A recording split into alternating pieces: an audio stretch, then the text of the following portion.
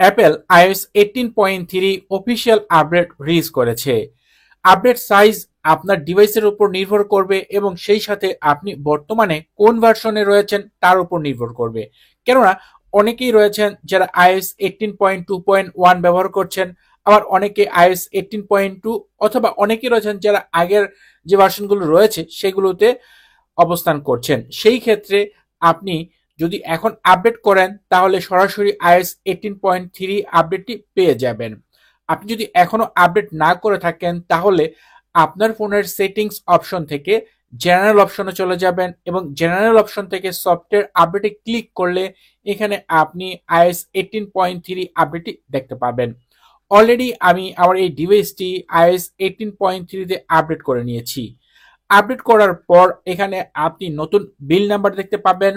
এক এক সিরিজের বা এক এক মডেলে বিল নাম্বার চেঞ্জ হবে, তার বিল নাম্বার বিষয়ে কথা বলছি না, বাট আপনি মডেম ফার্মওয়্যারের চেঞ্জ দেখতে পাবেন যদি আপনি সরাসরি অন্য কোনো ভার্সন থেকে এই ভার্সনে আসেন।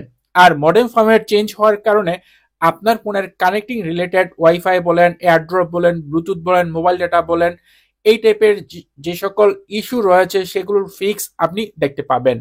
এর মানে হচ্ছে ওয়াইফাই, ব্লুটুথ বা মোবাইল ডাটা জনিত কোনো সমস্যা বা কোনো ত্রুটি থাকলে সেগুলো ফিক্স দেখতে পাবেন। এছাড়া ক্যালকুলেটর অ্যাপে আপনি নতুন অপশন দেখতে পাবেন যেখানে আপনি কোনো কিছু যদি আপনি গুণ করেন, ভাগ করেন, এরপর ইকুয়ালে যদি ক্লিক করেন সেই ক্ষেত্রে এখানে ডাবল শো হতে থাকবে। এখানে পরপর যদি আপনি ক্লিক করতে থাকেন ডাবল রেজাল্ট শো হতে থাকবে, যেমনটা আমরা নর্মাল ক্যালকুলেটরে দেখে থাকি। ঠিক সেম বিষয়টা নতুন করে এই iOS 18.3 তে অ্যাপল অ্যাড করেছে। এছাড়া আরো নতুন বিষয় হচ্ছে আইমেসেজ অপশনে আপনি যদি আইমেসেজ ব্যবহার করেন সেই ক্ষেত্রে আইমেসেজ অপশনে এখান থেকে অপশনে যে বাম পাশে যে প্লাস আইকন রয়েছে এখানে ক্লিক করার পর আপনি অ্যাপল ইন্টেলিজেন্সের ফিচার জেনমোজি এবং ইমেজ প্লেগ্রাউন্ড এখন থেকে ব্যবহার করতে পারবেন এবং সেই সাথে এখানে দেখতে পাবেন। আপনি যদি ইমেজ প্লেগ্রাউন্ডে ক্লিক করেন তাহলে এখান থেকে আপনি ডিসক্রাইব লিখে দিবেন যে আপনি কি টাইপের ইমেজ ক্রিয়েট করতে চান এবং লিখার পর চাইলে আপনি এখান থেকে এক্সট্রা করে আলাদা থিম অ্যাড করতে পারবেন এবং এগুলোর রেজাল্ট আপনি এখান থেকে দেখতে পাবেন। আপনি আপনার কাঙ্ক্ষিত রেজাল্ট পেয়ে গেলে উপর দিকে ডানে ক্লিক করে আপনি এখান থেকে খুব সহজে সেই এআই রিলেটেড ছবিটি যে কাউকে আই মেসেজে সেন্ড করতে পারবেন। এখান থেকে আপনি খুব সহজে যে কোনো ধরনের এআই ইমেজ খুব সহজে ক্রিয়েট করতে পারবেন। তবে একটা বিষয় হচ্ছে যেহেতু আমি iOS 18.3 বেশ কয়েক ঘন্টা যাবৎ ব্যবহার করছি এবং এই ব্যবহার করাকালীন এছাড়া আরসি ভার্সন থেকে শুরু করে এখন পর্যন্ত ব্যবহার করাকালীন আমি একটা বিষয় খেয়াল করেছি। দেখেন এখানে একটু একটু মাত্র জ্যানোমজি যেটা ছিল সেটা কিন্তু আপনি খুব সহজে এখান থেকে বিভিন্ন টাইপের জ্যানোমজি ক্রিয়েট করতে পারবেন। বিশেষ করে এখন কিন্তু দেখেন কাজ করছে না, বাট আমি এটা কাজ করা দেখেছি, মানে নিজেও দেখেছি, সেই সাথে এই মুহূর্তে কিন্তু কাজ করছে না। এটা হচ্ছে একটা বাগ দেখা যাচ্ছে iOS 18.3 তে, বাট এটা আমার ক্ষেত্রে হচ্ছে, আপনার ডিভাইসে হচ্ছে কিনা সেই বিষয়টা অবশ্যই আপনি কমেন্টে শেয়ার করবেন। এছাড়া আরেকটা বিষয় দেখেন এখানে কিন্তু এখন জেনোমেজি ফিচারটা টোটালি গায়েব হয়ে গেছে, ভ্যানিশ হয়ে গেছে। এই মুহূর্তে কিন্তু সেটা এখন আর এখানে শো হচ্ছে না। তো এই ছিল নতুন অপশন আইমেসেজ অপশনে। তবে যে সকল ডিভাইসে অ্যাপল ইন্টেলিজেন্স সাপোর্ট করে এবং ওই সকল ইউজার যখনই ইমেজ প্লেগ্রাউন্ড অ্যাপ ব্যবহার করছেন সবাই কিন্তু জানাচ্ছিলেন যে ফোন প্রচুর হিট হয় এবং এই বিষয়টা আমি নিজেও খেয়াল করেছি যখনই আমি ইমেজ প্লেগ্রাউন্ড ব্যবহার করছি। যেমন এই মুহূর্তেও কিন্তু আমি ব্যবহার করার কারণে আমার ফোনটা কিন্তু একটু হিট হচ্ছিল এবং সেই সাথে ইমেজ প্লেগ্রাউন্ডের যে সকল বিষয় রয়েছে, বিভিন্ন ফিচার রয়েছে, এগুলো ব্যবহার করাকালীনও কিন্তু ফোন প্রচুর হিট হয় এবং এই বিষয়টা কিন্তু সচরাচর সকল ডিভাইসে হচ্ছে এবং কম বেশি সকলেই এই বিষয়টা নিয়ে কিন্তু নালিশ করছে। তবে এই যে অ্যাপেল ইন্টেলিজেন্সের এই ফিচারটা ইমেজ প্লেগ্রাউন্ড যেটা অ্যাপেল iOS 18.2 তে ইন্ট্রোডিউস করাইছে, বাট এটা এই iOS 18.3 তে এসে এখনো কিন্তু মানে স্মুথলি ব্যবহার করা যাচ্ছে না এবং সেই সাথে ফোন তো হিট হচ্ছেই। এছাড়া নতুন করে আপনি যদি আপনার ওয়ালপেপার সেকশনে যান তাহলে এখানে ইউনিটি নামক নতুন আরেকটি ওয়ালপেপার দেখতে পাবেন, যেটা লাস্ট ইয়ারও কিন্তু অ্যাপেল iOS 17.3 সময় কিন্তু নতুন একটি ইউনিটি ওয়ালপেপার নিয়ে আসছিল।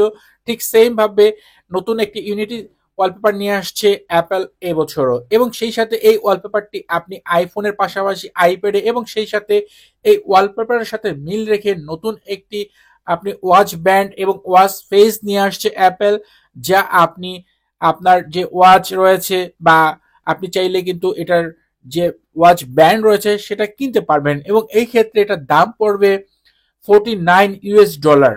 নতুন এই আপডেটটা টোটালি কিন্তু অ্যাপল ইন্টেলিজেন্স ভিত্তিক। বিশেষ করে আপনার ফোন যদি অ্যাপল ইন্টেলিজেন্স সাপোর্ট করে, তাহলে এখন থেকে সেটিংসে আপনি অ্যাপল ইন্টেলিজেন্স এন্ড সিরি অপশনে এই যে অ্যাপল ইন্টেলিজেন্স টগল, এটা ডিফল্ট ভাবে অন করা দেখতে পাবেন যদি আপনার ডিভাইসটি সাপোর্ট করে। এই ক্ষেত্রে iPhone 15 pro, iPhone 15 pro max এবং আইফোন 16 সিরিজের সকল ডিভাইসে আপনি এই ফিচারটা দেখতে পাবেন। এবং এতদিন এটা কিন্তু আমাদের রিকোয়েস্ট করে এখান থেকে অ্যানাবল করতে হতো, বাট এখন থেকে iOS 18.3 থেকে আপনি এটা সরাসরি এখান থেকে অন বা অফ করতে পারবেন। এছাড়া সামারাইজ নোটিফিকেশন যে অপশনটি অ্যাপল ইন্টেলিজেন্সের ফিচার একটি যেটা নিয়ে আসছে অ্যাপেল, সেটাও কিন্তু এখন আপনি এই iOS 18.3 থেকে ব্যবহার করতে পারবেন। আপনি যদি এই অপশনে আসেন তাহলে এখানে তিনটা নতুন অপশন দেখা যাচ্ছে। একটা হচ্ছে নিউজ অ্যান্ড এন্টারটেইনমেন্ট, আরেকটা হচ্ছে কমিউনিকেশন অ্যান্ড সোশ্যাল, আরেকটা হচ্ছে অল আদার অ্যাপস। তিনটার ভিতরে নিচের দুইটা কিন্তু কাজ করছে এই মুহূর্তে, এবং উপরের যে নিউজ অ্যান্ড এন্টারটেইনমেন্ট এটা কিন্তু কাজ করছে না, এটা টেম্পোরারি আনেবল দেখাচ্ছে। তাই নিচের দুইটা টিকমার্ক দিয়ে আপনি এখান থেকে এই যে সামারাইজ নোটিফিকেশন এটা অন করে রাখতে পারেন, এবং এটা অন করার কারণে আপনার ফোনের যে সকল নোটিফিকেশন আসে তার একটা শর্ট সামারি আপনি দেখতে পাবেন আপনার লক স্ক্রিনে। যদিও এটা নিয়ে বিবিসি থেকে একটা কমপ্লেন আসছিল, বাট এটা এখন প্রপারলি মনে হয় কাজ করবে। এবং এই ক্ষেত্রে আপনার নোটিফিকেশন থেকে যদি এভাবে আপনি সোয়াইপ করেন, তাহলে এখানে অপশন নামে একটি ফিচার দেখতে পাবেন, এবং এটাতে ক্লিক করার পর এখানে যেখানে টার্ন অফ নামে একটি ফিচার রয়েছে, আপনি চাইলে এই যে নোটিফিকেশনটা, এই নোটিফিকেশনটাতে আপনার সামারিজ অপশন রয়েছে, চাইলে আপনি এটা অফ করে রাখতে পারবেন, এবং এই ফিচারটা আপনি এখান থেকে সরাসরি ব্যবহার করতে পারবেন যদি এই নোটিফিকেশনে বা এই অ্যাপে আপনি সামারিজ অপশনটি ব্যবহার করতে না চান। খুবই ইন্টেলিজেন্ট একটি ফিচার, কারণ কেননা আমাদের ফোনের যে সকল নোটিফিকেশন আসে সেগুলোর দেখা যায় অনেক সময় লং একটা লিস্ট থাকে, সেটাকে শর্টকাট একটা সামারাইজ করে দেয়, যা আমাদের বুঝতে সুবিধা হয়। এছাড়া আপনি iOS 18.3 আপডেট করার পর সাফারিতে যদি যান, এবং এখান থেকে আমরা জানি বিভিন্ন ওয়েবসাইট ব্রাউজ করাকালীন সেই পেজের লং স্ক্রিনশট ক্যাপচার করা যায়। এই মুহূর্তে আমি একটা ওয়েবসাইটে রয়েছি, অ্যাপলের একটা ওয়েবসাইট, এবং এখানে আমি একটা স্ক্রিনশট নিলাম। এরপর স্ক্রিনশটে ক্লিক করার পর এখানে দেখেন ফুল পেজ নামে একটা অপশন রয়েছে, এখানে যদি ক্লিক করি তাহলে কিন্তু আমি চাইলে এখন এই যে টোটাল যে ওয়েবসাইটটা এর একটা পুরো স্ক্রিনশট নিতে পারবো। এখন আপনি যদি চান যে এটাকে একটু ক্রপ করবেন, সেই ক্ষেত্রে উপর দিকে বাম পাশে দেখেন এখানে ক্রপ অপশন রয়েছে। যেমন এই ক্রপ অপশনে যদি ক্লিক করা হয় তাহলে কিন্তু আপনি চাইলে এটাকে ক্রপ করতে পারবেন। নর্মালি এই স্ক্রিনশটটা কিন্তু পিডিএফ হিসেবে কিন্তু সেভ হবে আপনার যে ফাইলস অ্যাপ রয়েছে সেখানে, বাট আপনি চাইলে এটা এখন থেকে ক্রপ করতে পারবেন। এবং ক্রপ করার পর আপনি যখন এই অপশন থেকে ডানে ক্লিক করবেন তাহলে কিন্তু এখানে একটা পপ আপ মেসেজ আসবে যে এই যে ক্রপ করা ফাইলটি এটা কিন্তু একটা পিডিএফ, এবং এটা পিডিএফ থেকে রিমুভ করা হবে না। বিশেষ করে আপনার যে ফুল পিডিএফ ফাইলটি সেখান থেকে কোনো প্রাইভেসি যদি থাকে বা কোনো কিছু থাকে যেটা আপনি হাইড করেছেন ক্রপ করে, বাট এটা ক্রপ করার পরও কিন্তু আপনার সেই অংশটা চাইলে বিভিন্ন অ্যাপের মাধ্যমে যে কেউ দেখতে পাবে, এই বিষয়টাই কিন্তু অ্যাপেল এখানে জানিয়েছে। তো আপনি এরকম কোনো যদি বিষয় থাকে যে ক্রপ করেছেন, সেই ক্ষেত্রে এটা রিস্কি থেকে যায়, কারণ এই ক্ষেত্রে কিন্তু সেই বিষয়টা পুরোটা হাইড হচ্ছে না। আরো একটা বিষয় সেটা হচ্ছে যে আপনি এখন থেকে যে কোনো ওয়েবসাইটে রাইটিং টুলস ব্যবহার করতে পারবেন, যেটা আগে ছিল না। এই iOS 18.3 তে অ্যাপেল এই ফিচারটা নিয়ে আসছে। যেমন আমি বর্তমানে একটা ওয়েবসাইটে রয়েছি, এখন যদি আমি এখান থেকে কোনো একটি শব্দ বা কোনো একটা বিষয় নিয়ে টাইপ করি, যেমন আমি এখান থেকে মার্ক করলাম, মার্ক করার পর এখন সাথে সাথে দেখেন এখানে শেয়ার অপশন চলে আসছে, এবং এখানে রাইটিং টুলস অপশনও কিন্তু চলে আসছে। এবং আমি যদি এখন এই রাইটিং টুলে ক্লিক করি তাহলে কিন্তু আমি এই যে ওয়ার্ডগুলো রয়েছে এই বিষয়গুলো নিয়ে এখান থেকে ডিসক্রাইব ইউর চেঞ্জ অপশনটা রয়েছে, এখানে ক্লিক করলেই কিন্তু সরাসরি এই বিষয়টা নিয়ে আমার রাইটিং টুলসে এটা নিয়ে আমি যা খুশি তা করতে পারবো। আবারও দেখাচ্ছি, জাস্ট এখানে যখন আপনি কোনো কিছু সিলেক্ট করবেন সাথে সাথেই কিন্তু এই যে শেয়ার অপশন রয়েছে, যদি এখান থেকে আপনি ডান বাম করেন তাহলেই কিন্তু আপনি দেখতে পারবেন রাইটিং টুলস। এই জন্য অবশ্যই আপনার ডিভাইসটি অ্যাপল ইন্টেলিজেন্স সাপোর্টেড হতে হবে।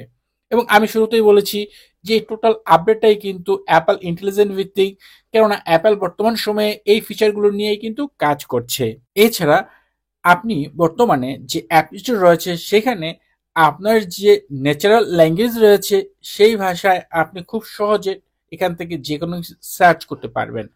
এমনটা যেমন আগে কোনো একটা অ্যাপের নাম লিখে সার্চ করলেই শুধুমাত্র সেই অ্যাপটি আসতো, বাট এখন আপনি ওই অ্যাপের সাথে সামঞ্জস্য যে কোনো কিছু লিখে আপনি সার্চ করলেও কিন্তু সেই অ্যাপটি আপনি দেখতে পাবেন।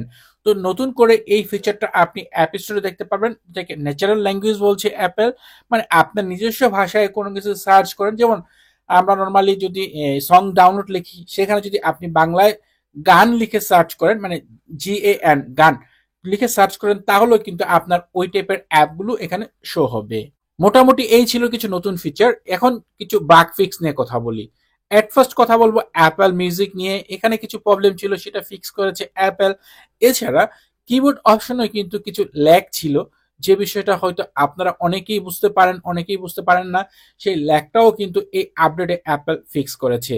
এছাড়া ইম্পর্টেন্ট একটা বিষয় হচ্ছে, যেটা হচ্ছে সিস্টেম বাগ। এজন্য আপনার ফোনের সেটিংস অপশন থেকে, জেনারেল থেকে আইফোন স্টোরেজে আসলে একেবারে নিচের দিকে আপনি সিস্টেম বাগ অপশনটি দেখতে পাবেন। নর্মালি এখানে একটা বাগ দেখা যাচ্ছে, যা হচ্ছে আমার ক্ষেত্রে 9 জিবির উপরে, বাট এইটা কিন্তু দিন দিন বেড়েই চলছে। এটা একটা বাগ দেখা যাচ্ছে। যদিও এর আগের আপডেটগুলোতে, বিশেষ করে iOS 18 এর আগে কিন্তু এখানে 5-6 জিবির মতো ছিল, বাট এখন অনেকটা বড় হয়ে গিয়েছে। এটা একটা প্রবলেম দেখা যাচ্ছে। এছাড়া ব্যাটারি রিলেটেড তেমন কোনো ইস্যু আমার চোখে এখন পর্যন্ত এই কয়েক ঘন্টায় পড়েনি। ব্যাটারি হেলথ আগে যা ছিল তাই রয়েছে, আপডেট করার কারণে ব্যাটারি হেলথ ড্রপ করেনি। বাট আমার এই ডিভাইসটি 1 বছর হয়ে গেছে বয়স, 1 বছরে 92% বর্তমানে রয়েছে, মানে টোটাল 1 বছরে 8% ব্যাটারি হেলথ ড্রপ করছে। এবং আপনারা অনেকেই জানেন যে আমি খুব রাফ ইউজ করি, এবং এই ক্ষেত্রে মাসে 2-1 বার আমার ফোনটি রিস্টোর করতে হয়, সেই সাথে অনেকবার রিসেট সহ, মানে বিভিন্ন অনেক হার্ড কাজ আমার এই ডিভাইসটির উপর দিয়ে করতে হয়, যার কারণে তারপরেও কিন্তু আমি বেশ ভালো একটা ব্যাটারি ব্যাকআপ দেখতে পাচ্ছি। এছাড়া যাদের ডিভাইসে আপনার ব্যাটারি ড্রেন হচ্ছে বা ব্যাটারি হেলথ খুবই ড্রপ করছে, সেই ক্ষেত্রে এই আপডেটটা কতটুকু কাজ করবে সেই বিষয়টা এখন শিওর করে বলা যায় না, হয়তো কয়েকদিন ব্যবহার করার পর সেই বিষয়টা বলা যাবে। তবে যে সকল ইউজার নতুন ডিভাইস রয়েছে তারা খুব সহজেই কিন্তু আপডেট করতে পারেন। নতুন ডিভাইসে ব্যাটারি তেমন ড্রপ করে না, বেশিরভাগ ক্ষেত্রে ব্যাটারি ড্রপ হয় বা ব্যাটারি ড্রেন হয় ওল্ড যে সকল ডিভাইস রয়েছে যেগুলোতে ব্যাটারি রিপ্লেস করা হয়েছে ওই টাইপের ডিভাইসে। বাট ব্যাটারি বিষয়ক টোটাল বিষয়টা অন্তত 3-4-5 দিন বা 7 দিন ব্যবহার করার পর আপনাদের সাথে সত্যি বিষয়টা শেয়ার করা যাবে। এবার পারফরমেন্স নিয়ে কথা বলা যাক। অলরেডি আমি Geekbench 6 অ্যাপে এটা টেস্ট করেছি। আজকের যে সিপিইউ রেজাল্ট, এখানে সিঙ্গেল কোর স্কোর হচ্ছে 2922, আর মাল্টি কোর স্কোর হচ্ছে 7212, যা নর্মাল আগের যে আপডেট তার তুলনায় মোটামুটি সব ঠিকঠাকই রয়েছে। তো এই ক্ষেত্রে এটা হচ্ছে সিঙ্গেল কোর এবং মাল্টি কোর স্কোর। এখন চলুন জিপিইউ স্কোর বা মেটাল কোর স্কোর সেটা চেক করা যাক। অলরেডি এটাও আমি চেক করেছি, জাস্ট হিস্ট্রিটা আপনাদের সাথে শেয়ার করছি। এখানে জিপিইউ বা মেটাল স্কোর হচ্ছে 28515, এটাও বেশ ভালো একটা পয়েন্ট। এবং অ্যাভারেজ যে জিপিইউ পয়েন্ট রয়েছে সেটাও আপনাদের সাথে শেয়ার করি। নর্মালি অ্যাভারেজ হচ্ছে এখানে 27,000 প্লাস, বাট আমার ডিভাইসে কিন্তু 28,000 প্লাস শো হচ্ছে। তো ওই ক্ষেত্রে বলা যাচ্ছে বেশ ভালো পারফরমেন্স পাবো আমার এই ডিভাইসে iOS 18.3 থেকে। সেম বিষয়টাই যদি জিপিউর ক্ষেত্রে শো করেই আপনাদের সাথে শেয়ার করি, এখানে সিঙ্গেল কোর স্কোরের অ্যাভারেজ স্কোর হচ্ছে 2,900 প্লাস, এবং আমার ডিভাইস হচ্ছে 2,922। এটা মোটামুটি কাছাকাছি। এবং মাল্টিকোর স্কোর অ্যাভারেজ স্কোর হচ্ছে 7,235, আর আমার ডিভাইসে 7,213, এখানে একটু পয়েন্ট কম। বাট বললাম না শুরুতেই যে পয়েন্ট মোটামুটি কিছু অল্প কম বেশি, বাট পারফরমেন্স মোটামুটি ভালো এ পর্যন্ত বলা যায়। সবকিছুই ঠিকঠাক ভাবে চলছে, ব্যাংকিং অ্যাপ বলেন, নর্মাল অ্যাপ বলেন, সবকিছুই ঠিকঠাক ভাবে চলছে। তবে ইম্পর্টেন্ট অনেক বিষয় রয়েছে, অনেকেরই কমন প্রশ্ন থাকে আপডেট করার পর কোনো প্রবলেম হবে কিনা। যদি আপনার ডিভাইসটি নিউ হয়, বিশেষ করে 15 সিরিজ, 16 সিরিজ বা 14 সিরিজ, তাহলে কোনো প্রবলেমই নেই। 13 সিরিজের ইউজাররা সবসময় একটা ভয় থাকেন ডিসপ্লে ইস্যু নিয়ে। যদিও এই বর্তমান সময়ে ডিসপ্লে জড়িত কোনো ইস্যু নেই, তারপরটা রিস্ক থেকেই যায়। আপনারা কয়েকদিন ওয়েট করেন, ওয়েট করার পর তারপর আপডেট করেন। এছাড়া অনেক ইউজার রয়েছেন যাদের ফটোস অ্যাপে আপনার গ্রিন লাইন ইস্যু রয়েছে, এই ক্ষেত্রে ওটা যদিও কোনো প্রবলেম না, হয়তো আপডেট করার পর ফিক্স হয়ে যেতে পারে, বাট সেটা এই মুহূর্তে এই আপডেট করার পর হবে কিনা সেটাও কিন্তু শিওরলি বলা যাচ্ছে না। সবাই যখন আপডেট করবে এবং সবার কাছ থেকে যখন মতামত পাওয়া যাবে ওই মুহূর্তে বলা যাবে। এছাড়া মানে কোনো ধরনের ত্রুটি হতে পারে আপনার ডিভাইসে, এরকম কোনো প্রবলেম, এরকম কোনো সমস্যা আপাতত আমি দেখছি না এই আপডেট থেকে। তারপর আপনারা কয়েকদিন অপেক্ষা করেন, আমি তো অবশ্যই 3 দিন 5 দিন বা 7 দিন পর রিভিউ ভিডিও নিয়ে আসবো। সব ইউজার কেমন পারফরমেন্স পাচ্ছেন তাদের অবশ্যই একটা মতামত থাকবে, তা যখন আপনি পাবেন, দেখতে পাবেন, তারপর হয়তো আপনি আপডেট করতে পারেন। তো এই ছিল মোটামুটি ভিডিও যে Apple iOS 18.3 official version release করেছে এবং এই আপডেটে নতুন কি কি ছিল, কি কি বাগ ফিক্স করেছে। আশা করি ভিডিওটি আপনাদের জন্য উপকারী হবে। ভিডিওটি ভালো লাগলে ভিডিওতে লাইক দিবেন, কমেন্ট করবেন। চ্যানেলটি সাবস্ক্রাইব না করা থাকলে নিয়মিত আইফোন রিলেটেড ভিডিও দেখার জন্য চ্যানেলটি সাবস্ক্রাইব করে নেবেন। কথা হবে পরের ভিডিওতে। সে পর্যন্ত ভালো থাকেন, সুস্থ থাকেন। আল্লাহ হাফেজ।